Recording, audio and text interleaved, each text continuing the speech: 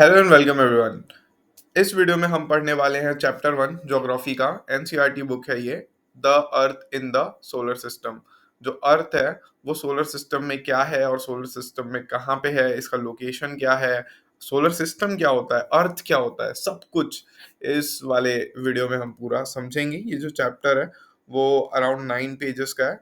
तो चलिए इसको डिस्कस करना शुरू करते हैं। देखिए, जो फुल मून यानी पूरे जिस दिन आपको रात में पूरा मून दिखाई देता है उसको पूर्णिमा बोलते हैं। जो चांद होता है वो पूरे शेप में दिखता है। और एक ऐसी भी रात होती है जिस दिन आपको न्यू मून दिखता है, वो अमावस्या की रात होती है। तो ये दोनों इसमें बस इम्पोर्टेंट बात थी। और यहाँ पे एक सेलेस्टियल बॉडीज की डेफिनेशन आपको इम्पोर्टेंट मिल जाएगी। The sun, the moon and all those objects shining in the night sky are known as celestial bodies. कोई अगर आपसे पूछे सेलेस्टियल बॉडीज क्या होता है तो आप उसे बता सकते हैं कि जो मेरा सन हो गया, जो मून हो गया, और वो जो भी ऑब्जेक्ट्स जो कि रात के अंधेरे में चमकती हैं, जो भी स्काई में, तो उसे आप बोल सकते हो कि वो सेलेस्टियल बॉडीज हैं। इस पूरे पेज पे अब तक अगर आपको कोई बातें समझनी थी तो वो सिर्फ 3 बातें थी कि फुल मून को पूर्णिमा बोलते हैं, न्यू मून को अमावस्या बोलते हैं, और जितने भी शाइनिंग ऑब्जेक्ट्स होते हैं नाइट स्काई या फिर जैसे कि सन और मून हो गए, तो ये आपके सेलेस्टियल बॉडीज हो गए। इसके अलावा ये सब पढ़ने की उतनी जरूरत नहीं है, सिर्फ ये 3 बातें ध्यान रखनी है। देखिए, ये 3 बातों के बाद एक चौथी बात इस पेज पे आपको मिल जाएगी जो कि बहुत ज़्यादा इंपॉर्टेंट है और हर जगह ये पूछी जाती है। चाहे आपके फर्स्ट वाले अभी के एग्जाम हो गए, चाहे आपके फाइनल वाले एग्जाम हो गए, कहीं भी ये पूछी जा सकती है और पता होनी चाहिए।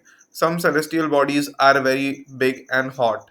दे are made up of gases. They have their own heat and light which they emit in large amounts. These celestial bodies are stars. अभी हमने पढ़ा कि celestial bodies जो हैं वो ऊपर हमें दिखती हैं और नाइट स्काई में दिखती हैं, लेकिन उनमें से कुछ ऐसी बॉडीज होती हैं जो कि अपने खुद का हीट और अपने खुद की लाइट रखती हैं और वो इसे एमिट करती है लार्ज अमाउंट्स में।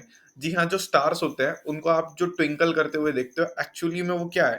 तो वो उनकी लाइट है जो कि वो एमिट कर रहे हैं, ठीक है। और रिफ्रैक्टिव इंडेक्स में डिफरेंस होने की वजह से वो ट्विंकल करते हुए दिखते हैं। खैर, इसके बारे में और नेक्स्ट टू नेक्स्ट चैप्टर्स ऐसे ऐसे करके चैप्टर्स आएंगे तो और डिटेल में समझ में आएगा। साइंस वाले पार्ट में जब आप रिफ्रैक्टिव इंडेक्स के बारे में पढ़ेंगे तो आपको और समझ में आएगा। अभी के लिए बस ये समझ लीजिए कि जो स्टार्स होते हैं वो सेलेस्टियल बॉडीज हैं जिनके पास खुद की हीट और लाइट होती है।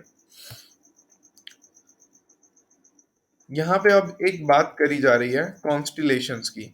दरअसल एक शेप है, इस शेप को जो बोलते हैं, ये एक शेप है जो कि पॉइंट आउट करता है आपका नॉर्थ स्टार की ओर। इसको पोलर बियर वाला शेप बोला जाता है और ये जो एक स्टार है इसको नॉर्थ स्टार या फिर पोल स्टार भी बोला जाता है। अब ये वाला थोड़ा सा पैराग्राफ इंपॉर्टेंट है, इसको यहाँ से हम रीडिंग लेंगे, थोड़ा यहाँ तक की रीडिंग लेंगे। While watching the night sky, you may notice the various patterns formed by the different groups of stars. These are called constellations. जो ग्रुप ऑफ स्टार्स हैं जो कि एक पैटर्न बनाते हैं उसको कॉन्स्टिलेशंस बोला जाता है। उर्सा मेजर और the big bear is one such constellation. इसको उर्सा मेजर या फिर बिग बियर भी बोलते हैं। One of the most easily recognisable, जिसे आप दूर से ही रिकॉग्नाइज कर सकते हो, constellation is known as Saptarishi. Saptarishi यानी 7 सेजेस। क्योंकि यहाँ पे जो स्टार्स है वो 1 2 3 4 5 6 7 है, तो इसे सप्तऋषि बोला गया है, यानी 7 sages. It is a group of the 7 stars that forms a part of the Ursa Major constellation. Ask someone elder in your family or the neighborhood to show you more stars, planets and constellations in the sky. तो आप अपने बड़ों से भी पूछ सकते हो ऐसे कुछ शेप्स अगर उन्हें पता हो तो। In the ancient times people used to determine direction during the night sky with the help of the stars. पहले जमाने में लोग स्टार्स को देख के डायरेक्शन पता किया करते थे। The north star indicates the north direction. यहाँ पे जो नॉर्थ स्टार है वो नॉर्थ डायरेक्शन को इंडिकेट करता है। It is also known as the pole star. It always remain in the same position in the sky. We can locate the positions of the pole star with the help of the सप्तऋषि। सप्तऋषि ये जो 7 sages हैं, इसको आप अगर इस pattern में देखोगे तो यहाँ से अगर आप देख रहे हो तो स्ट्रेट अगर जाओगे तो यहाँ पे आपको नॉर्थ स्टार दिख जाएगा। इसको ही आप पोल स्टार भी बोलते हो। ठीक है, it will point to the pole star. यहाँ तक आई होप आपको सारी चीजें समझ में आ गई होंगी। अब आगे का पढ़ते हैं। प्लैनेट्स को डिफाइन किया है, जैसे पहले स्टार्स को डिफाइन किया वैसे अब थोड़ा प्लैनेट्स को डिफाइन कर रहा है। इसको समझ लेते हैं। तो some celestial bodies do not have their own heat and light. They are lit by the light of the stars.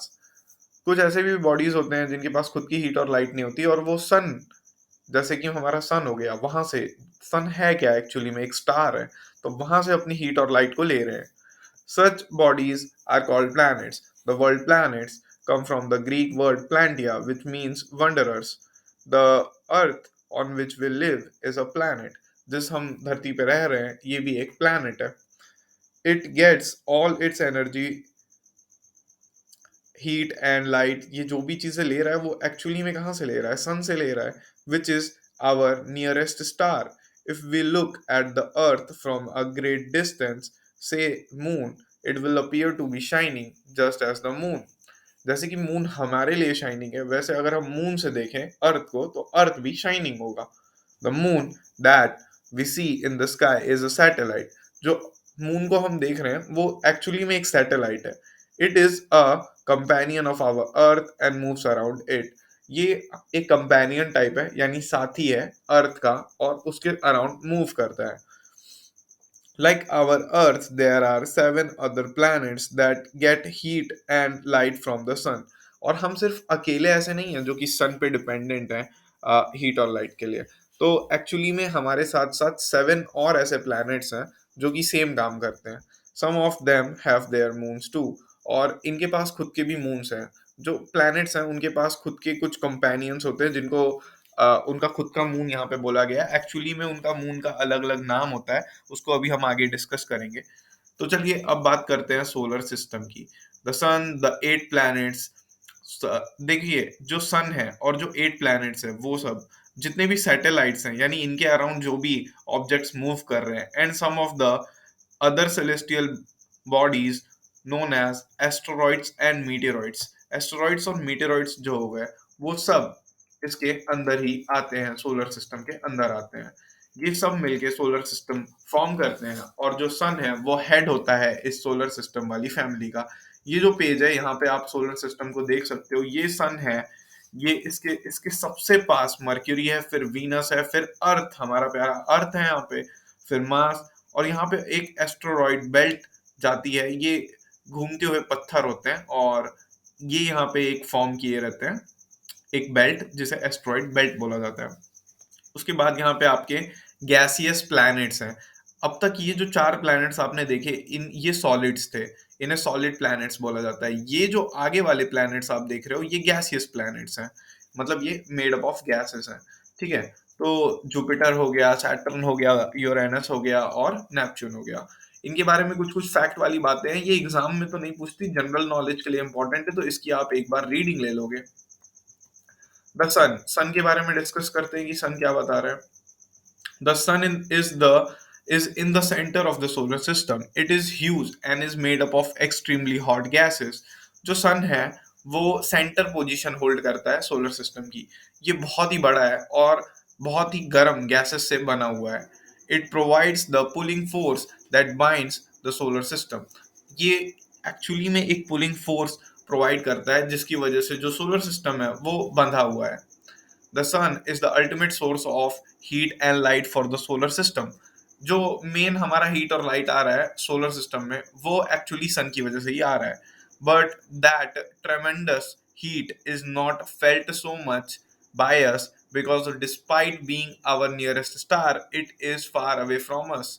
क्योंकि हमें वो चीजें फील नहीं हो पाती हैं इतने पास से। वैसे तो धूप हमें फील होती है, धूप हमें गर्मी लग रही है, धूप फील हो रही है, लेकिन इससे बहुत ज्यादा एनर्जी है सन की, और ये चीज हमें इसलिए फील नहीं हो रही क्योंकि हम सन से बहुत ज्यादा दूरी पे हैं। The sun is about 150 million kilometre. जो मिलियन वर्ड है उसका मतलब होता है 10⁶, इतने दूरी पे है वो, अवे फ्रॉम द अर्थ। अर्थ से इतने किलोमीटर की दूरी पे है। प्लैनेट्स की बात कर लेते हैं। planets. There are 8 planets in our solar system. In order of their distance from the sun, they are अगर हम सन के हिसाब से उनके डिस्टेंस को देखें तो सबसे पहले आता है मर्क्यूरी, ये सबसे पास है उसके। फिर वीनस, थर्ड नंबर पे आता है अर्थ। अर्थ की जो पोजीशन है वो ना तो बहुत ज्यादा दूर है और बहुत ज्यादा पास भी नहीं है, ठीक ठाक डिस्टेंस है कि सरवाइव कर सके हम। मास के लिए भी हम कह सकते हैं, इसीलिए तो मास पे अंदाजा भी लगाया जा सकता है कि हो सकता है कि वहां पे लाइफ या तो पहले रही हो और डिस्ट्रॉय हो गई, या तो फ्यूचर में लाइफ फिर से रही, मतलब रह सकती है वहां पे, रही जा सकती है, बसाई जा सकती है। ठीक है, तो अर्थ और मार्स ये जो दोनों है वो सन से उचित दूरी पे है, मतलब ना ही ज्यादा दूर है ना ही ज्यादा पास है, परफेक्ट दूरी कह सकते हो। Jupiter, Saturn, Uranus and Neptune. यहाँ पे एक रिडल दिया हुआ है, मतलब एक काइंड ऑफ शॉर्टकट बोल सकते हो जिससे आप इनके नाम याद कर सकते हो। ठीक है, my very efficient mother just served us nets. तो यहाँ पे एम से मर्क्यूरी, वी से जो है वो वीनस, ई से अर्थ, एम से आपका आ जाएगा मार्स, जे से जुपिटर, एस से सैटर्न, यू से यहाँ पे यूरेनस और एन से नेपच्यून। तो ये एक शॉर्टकट है, अगर आपको याद करने का मन करे तो इस तरीके से याद कर सकते हो, वरना प्रेफर तो मैं यही करूंगा कि आप नॉर्मल जो ट्रेंड है उस ट्रेंड को फॉलो करते हुए से याद कर लो ना, कि Mercury, Venus, Earth, Mars, Jupiter, Saturn, Uranus, Neptune, ऐसे याद कर लो। ठीक है, अब कुछ कुछ बेसिक बातें बताई गई हैं, इसको समझ लेते हैं। All the eight planets of the solar system move around the sun in a fixed path. देखो, जो ये 8 प्लैनेट्स हैं ये एक फिक्स पार्ट में ही सन के अराउंड मूव करते हैं। अगर आपने ऊपर एक ये वाली जो पिक देखी होगी तो इसमें आपने कुछ ऑर्बिट्स यहाँ पे देखे होंगे, ये जो है वो फिक्स पाथ को दर्शाता है कि ये लोग एक फिक्स्ड पाथ में ही मूव करते हैं। Mercury is the nearest to the Sun. It takes only 88 days to complete one round along its orbit. Mercury क्योंकि बहुत ज्यादा पास है सन के, तो उसको सिर्फ 88 डेज ही लगते हैं सन का एक चक्कर लेने में। Venus is considered as the Earth's twin because of its size and the shape are very much similar to the Earth. कई बार ये क्वेश्चन भी आता है कि अर्थ का ट्विन किसे बोला गया है, तो वीनस को अर्थ का ट्विन बोला गया है। ठीक है, लोग कई बार कंफ्यूज हो जाते हैं, मास मास को तो नहीं बोला गया, क्योंकि मास और अर्थ में काफी ज्यादा, उसमें भी कह सकते हो कि वो भी सॉलिड ये भी सॉलिड और आसपास है, तो ऐसा नहीं है, वीनस को बोला गया है। और इसमें कंफ्यूज मत होना कि Venus is considered as the earth twin. ठीक है, till recently August 2006 Pluto was also considered as a planet. देखो, 2006 के पहले प्लूटो को भी एक कंसीडर किया जाता था कि वो भी एक प्लैनेट है। However, in a meeting of the International Astronomical Union, a decision was taken that the Pluto, like other celestial objects, Ceres 2003 UV 313, discovered in the recent past, may be called as a dwarf planet. इसको dwarf planet बोल दिया गया। ड्रॉफ planet मतलब ये उस category में fit नहीं बैठता कि इसको हम प्लैनेट बोल सकें। इसके जो एग्जांपल्स हैं वो आइरिस है, सीरियस है, ये सब कुछ एग्जांपल्स हैं ड्रॉफ प्लैनेट्स के, जो कि प्लैनेट्स की कैटेगरी में फिट नहीं बैठते हैं। और इसके पीछे का रीजन क्या है, तो अगर आपको कोई पूछे इसके पीछे का रीजन, तो आप बता सकते हो कि जो प्लूटो की साइज है वो परफेक्ट नहीं है प्लैनेट के हिसाब से। उसका जो ऑर्बिट में घूमने का तरीका है, कई बार देखा गया कि वो जो फिक्स्ड ऑर्बिट है उससे अलग घूम रहा है। तो फिर ये सब कुछ रीजंस थे जिसकी वजह से हम उसे प्लैनेट कंसीडर नहीं कर सकते। ठीक है, अब अर्थ के बारे में देखते हैं। The earth is the third nearest planet to the sun. Earth जो है वो तीसरे नंबर पे आता है सन से दूरी में। In size it is the fifth largest planet. अगर साइज की बात करें तो पांचवें नंबर पे सबसे बड़ा प्लैनेट है। It is slightly fat and at the poles. Poles के पास ये थोड़ा सा फ्लैट है। This is why its shape is described as the geoid. Geoid एक शेप है जिसका मतलब होता है कि अर्थ लाइक शेप। अर्थ का वो शेप जो कि अर्थ लाइक है उसको जियोइड बोलते हैं।